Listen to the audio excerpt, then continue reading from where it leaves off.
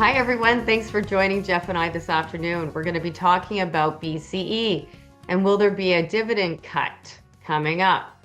It's a lot of people are discussing this right now. I guess we did a webcast a little while ago about dialing back on the telcos for several reasons. And at the time, the dividend yield for BCE was about 7.9% and then climbed up to now about 10.5%. So, uh, do you think there will be a rate cut? I don't know. It's the big question, right? Yeah. I think they should cut the dividend because if you look at BCE's target, they say that they will pay out between 65 and 75% of their free cash flow towards Mm-hmm. dividends. Free cash flow just simply means how much cash does a company have after they've paid their big capital expenditures. And for the last several years, actually since 2021, it's been well over 100%. And Mm-hmm. so I just don't see it going down very significantly for reasons we'll discuss in the next few minutes. Yeah, but they're not alone. There was a lot of other telcos that had to cut dividends as well back to the beginning of 2008, and up to 2022. So there were several companies like Sprint, Frontier, Vodafone, AT&T. They all had to cut rates as well, right? So, Yeah, all the more reason why Bell might have to as well, because in right. those jurisdictions, it's more competitive. The big knock against Canadian telcos is that it's an oligopoly. We pay Mm-hmm. very high rates. Mm-hmm. Canadians hate their telco company, hate their Right. telco company. Right. But if you look at other jurisdictions, at least it's competitive. And they knew that there was debt, there was competition, so they reduced their dividend. And I'm just wondering, is that the next thing we see here in Canada? And Right. is Bell the first one to do it? Mm-hmm. Well, and it will have great impact on a lot of, I mean, everybody. It's particularly you think about the dividend being cut for retirees. That's their part of their bread and butter. That's their income stream. So that's going to have a huge impact. Yeah, Then but there's also, go no, ahead. it's true. But how much does the board care about these kinds of people? If you look Right. south of the border, the best comparison I can think of is General Electric, and their retirees were fuming at the Hmm. consideration that the dividend might get cut, and it did get cut. And the stock price actually went up after that decision was made. So if the board at BC reduced the dividend, I don't know that the stock price would reduce.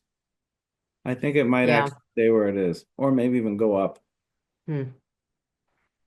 And it might also have impact on all the telcos because they're announcing that the immigration trends are going to start a downward turn in starting in 2025, Mhm. right? So currently we have a rate of like 500,000 and it's going to reduce over the next few years starting in 2025 down to like 390,000 and then progressively go down each year. That's going to have a huge impact on all of these companies. Yeah, it sure will. I mean, everybody has a cell phone, and if immigration reduces, where's your next new customer if you're BCE or Rogers or whomever? And so Right. if immigration's dropping, that is a huge negative for the growth of this industry. Yeah. So overall, I don't know what's your opinion on BCE.